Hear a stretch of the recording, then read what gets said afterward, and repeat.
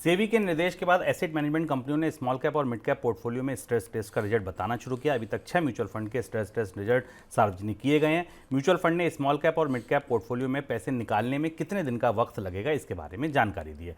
Aditya Birla mutual fund ने कहा है कि उसे स्मॉल कैप फंड से 25% हिस्सा लिक्विडेट करने में 5 दिन लगेंगे। मिड कैप पोर्टफोलियो के 2 दिन की जरूरत होगी। सर, और क्या बताया किसने?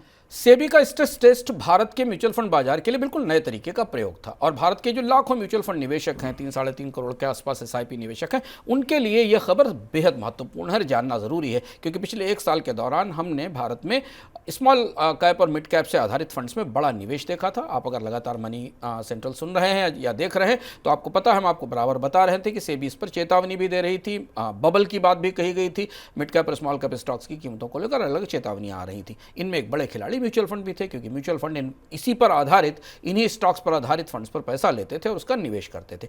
पहले समझना जरूरी है कि स्ट्रेस टेस्ट में सेबी ने क्या जानने की कोशिश की और वो आपके लिए जानना कैसे जरूरी है। स्ट्रेस टेस्ट एक ऐसा शब्द है जो बैंकिंग उद्योग से आता है। बैंकिंग उद्योग में आमतौर पर बैंकों में कर्ज की परिस्थिति के और उसके खतरे और जोखिम नापने के लिए स्ट्रेस टेस्ट किया जाता है कि कोई बैंक अधिकतम खराब से परिस्थिति में कब तक अपने कर्ज का बोझ संभाल सकता है। सेबी ने इसमें 2 चीजें नापने की कोशिश की थी। स्ट्रेस टेस्ट से एक जानने की कोशिश की थी कि अगर मान लीजिए कोई संकट आता है तो कोई म्यूचुअल फंड की सेलिंग स्पीड क्या होगी, वो कितनी तेजी से अपने आप को लिक्विडेट कर पाएगा और बेच पाएगा। और दूसरा, उस सेलिंग का प्राइस पर क्या इंपैक्ट होगा। प्राइस पर इंपैक्ट इसलिए जरूरी है क्योंकि उसी के जरिए आपका रिटर्न म्यूचुअल फंड में कितना है, आपकी जो एनएवी है उस पर क्या असर पड़ेगा। इसके आंकड़े सामने आने लगे हैं। 2-3 फंड्स ने अपनी जानकारी सामने कर दी। आदित्य बिरला की जानकारी शुभ हमने आपको बताई है। सेबी के स्ट्रेस टेस्ट का मकसद यह था कि अचानक अगर अनएक्सपेक्टेड रिडम्पशंस आना शुरू होते हैं, क्योंकि हमने देखा स्टॉक मार्केट में पिछले 1 हफ्ते के दौरान स्मॉल कैप और मिड कैप स्टॉक्स में तेज गिरावट आई, बड़ा करेक्शन हुआ और इससे घबराए हुए निवेशक अगर अचानक म्यूचुअल फंड के दरवाजे पर अपना पैसा वापस लेने पहुंच गए तो जो मौजूदा निवेश इन फंड्स का, उनको सेल करके पैसा निकालने में उनको कितना समय लगेगा। तो आदित्य बिरला ने शायद बताया कि 27 दिन का के आसपास का समय उनको निकालने के लिए लगेगा। स्मॉल कैप और मिड कैप स्टॉक्स पर ज़्यादा फोकस था। उसकी वजह यह है कि इनमें काफ़ी स्पेकुलेशन था, इनके प्राइसेस और वैल्यूएशन इससे ऊंचे स्तर पर हैं। और रिजल्ट से बता रहे हैं कि ज़्यादातर फंड ने ये कहा है, मतलब जो ज़्यादातर फंड्स इन्होंने बताया है कि वो 25 से 50% अपनी होल्डिंग्स बेच सकते हैं। इसकी क्षमताएं उनके पास उपलब्ध हैं, जिससे कि वो इन्वेस्टर्स को पैसा वापस कर देंगे। सर, निवेशकों के लिए इसका क्या मतलब है? निवेशकों के लिए सबसे महत्वपूर्ण मतलब है कि अगर आप निवेशक हैं और अगर आप म्यूचुअल फंड के नियमित निवेशक हैं और ट्रेंड के साथ निवेश करते हैं तो निश्चित तौर पर आपने भी स्मॉल कैप या मिड कैप पे आधारित किसी फंड में निवेश किया होगा।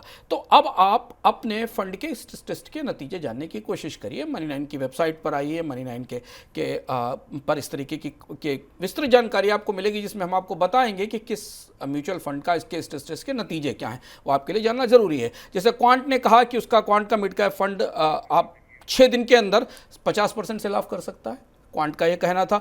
एडलवाइस ने कहा कि उसके स्मॉल कैप फंड जो हैं वो 3 दिन में लिक्विडेट किए जा सकते हैं, 50% लिक्विडेट किए जा सकते हैं और 25% तक वो सेल कर सकते हैं। निपॉन ने कहा कि 27 दिन लेगा और इस तरह से तमाम अलग अलग म्यूचुअल फंड हैं। ये जानकारी आपके लिए बेहद ज़रूरी है जानना कि अगर आपने निवेश कर रखा है तो इसे जानकारी को हासिल करिए और अपने निवेश की योजना उस हिसाब से बनाइए।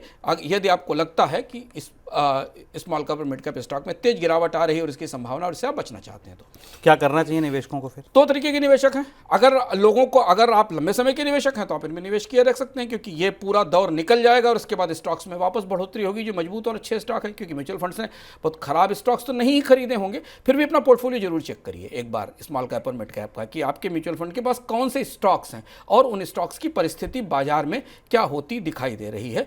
तो अगर आपको लगता है कि अभी तेज गिरावट के समय निकलना जरूरी, तो आप निकाल सकते हैं उस पैसे को और दूसरे फंड्स में ट्रांसफर कर सकते हैं। और नहीं, अगर आप लंबे समय के लिए 7-8 साल 10 साल के लिए, तो अपनी सिप जारी रख सकते हैं, अपना निवेश उसमें बनाए रख सकते हैं। लेकिन अभी तक भारत में ऐसा नहीं हुआ। सेबी को इस बात के लिए धन्यवाद दिया जाना चाहिए कि उसने कम से कम भारत के म्यूचुअल फंड निवेशकों को खोलकर यह तो बता दिया है कि म्यूचुअल फंड के पोर्टफोलियो के अंदर खतरे का पैमाना क्या है, स्ट्रेस का पैमाना क्या है।